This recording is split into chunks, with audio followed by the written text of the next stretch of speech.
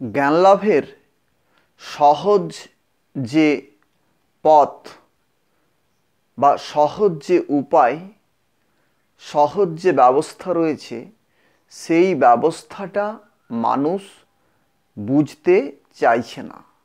মানুষ যদি বুঝতে চাইতো তাহলে সহজেই বুঝতে পারত।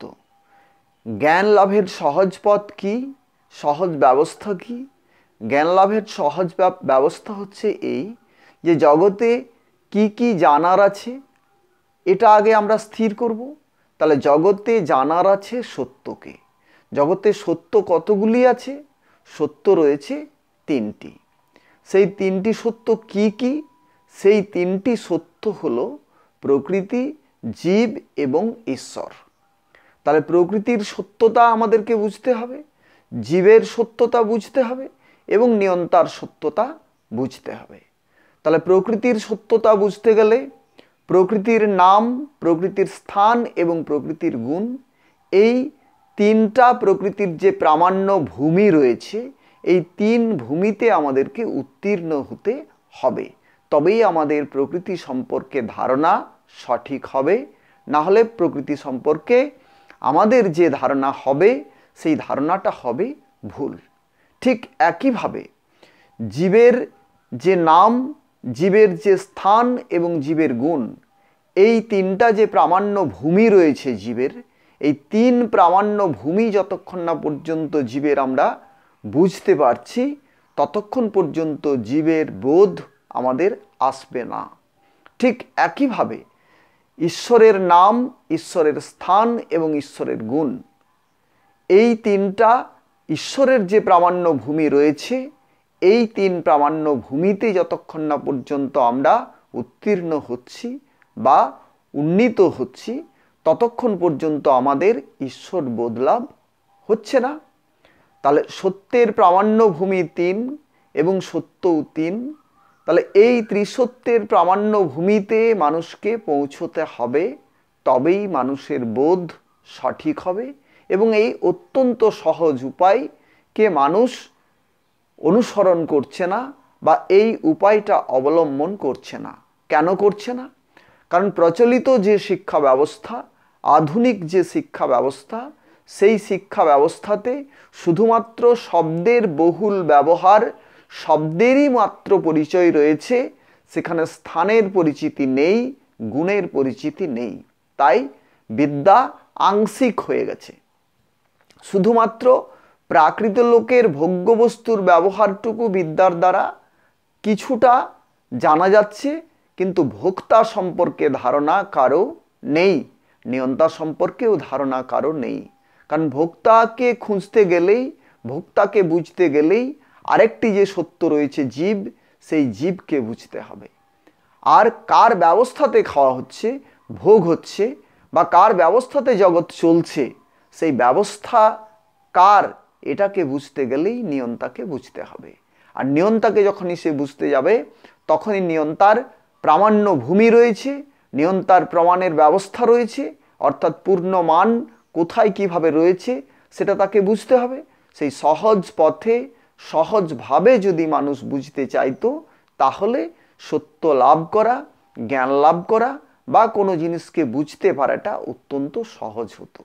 তাহলে জ্ঞান লাভের পথ অত্যন্ত সহজ, সেটাকে জটিল করা হয়েছে। এই আধুনিক শিক্ষা ব্যবস্থা জটিল করেছে এটাকে। তাহলে আধুনিক শিক্ষা ব্যবস্থায় দায়ী যে সত্য থেকে মানুষ বঞ্চিত হচ্ছে, তার দায়িত্ব কিন্তু আধুনিক শিক্ষা ব্যবস্থার।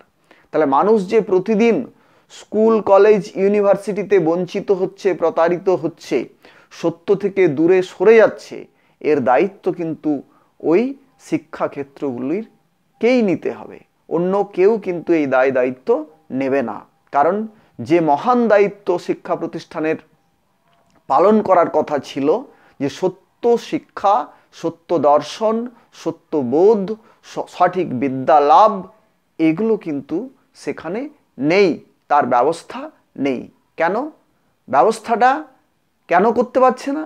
তার কারণ হচ্ছে লক্ষ লক্ষ বছর ধরে সঠিক শিক্ষা ব্যবস্থা, সঠিক দিশা, সঠিক অর্থ, সঠিক শিক্ষার পদ্ধতি এইগুলো নষ্ট হয়ে গেছে, ধ্বংস হয়ে গেছে সমগ্র পৃথিবী থেকে।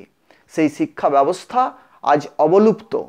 তাই মানুষ সেই অবলুপ্ত শিক্ষা ব্যবস্থাকে আর ফেরানোর কোনো উপায় বা ফেরাতে গেলে কি করতে হবে সেই সম্পর্কেও কোনো ধারণা নেই, যেহেতু সত্য বোধ নেই, যেহেতু সত্য কি, সত্য কোথায় রয়েছে, কিভাবে রয়েছে, এই ধারণা মানুষ করতে চাইছে না।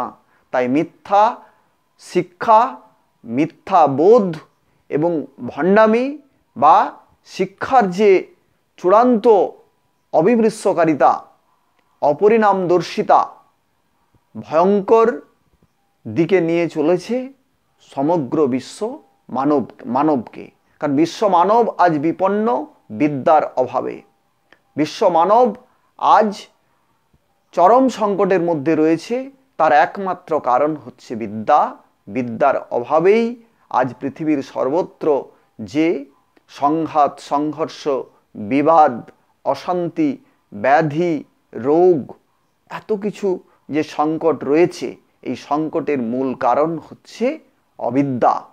বিদ্যা যদি সঠিক হতো তাহলে রোগ ব্যাধি এগুলো এত সহজে মানুষের ক্ষতি করতে পারত না, সংঘর্ষ বিবাদ তো হতোই না এবং অশান্তি থাকতো না।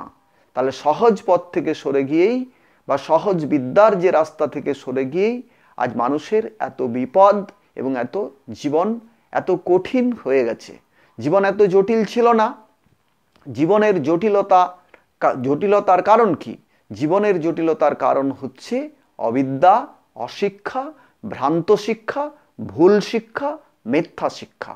সঠিক শিক্ষা যদি মানুষ লাভ করতে পারত তাহলে তার জীবন সহজ হতো, সুন্দর হতো, স্বাভাবিক হতো এবং সেখানে কোনো রকম কোনো জটিলতা থাকতো না, কোনো বাধা থাকতো না।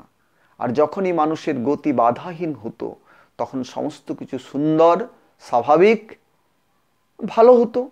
তাহলে জগতের সমস্ত খারাপ কিছুর জন্য দায়ী এই শিক্ষা ব্যবস্থা। এই শিক্ষা ব্যবস্থার কারণেই আজকে মানুষ সহজ রাস্তা থেকে কঠিন এবং জটিল রাস্তায় চলেছে। এবং যে পথের শেষে কি আছে?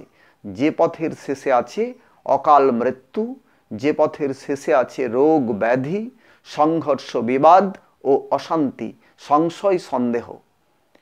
তাহলে শিক্ষাতে কখনোই সংশয় সন্দেহ থাকতে পারে না, শিক্ষাতে কখনোই সংঘর্ষ থাকতে পারে না, শিক্ষাতে কখনোই রোগ ব্যাধি থাকতে পারে না। তাহলে এইগুলোকে আসছে কেন? এগুলো আসার কারণই হচ্ছে অবিদ্যা, এগুলো আসার কারণই হচ্ছে অশিক্ষা। তাই মানুষের উচিত সুশিক্ষা লাভ করা এবং সুবোধ লাভ করা এবং সহজ পথে সহজ উপায় অবলম্বন করে সত্য দর্শন করা, সত্য উপলব্ধি করা এবং সত্য পথে চলা।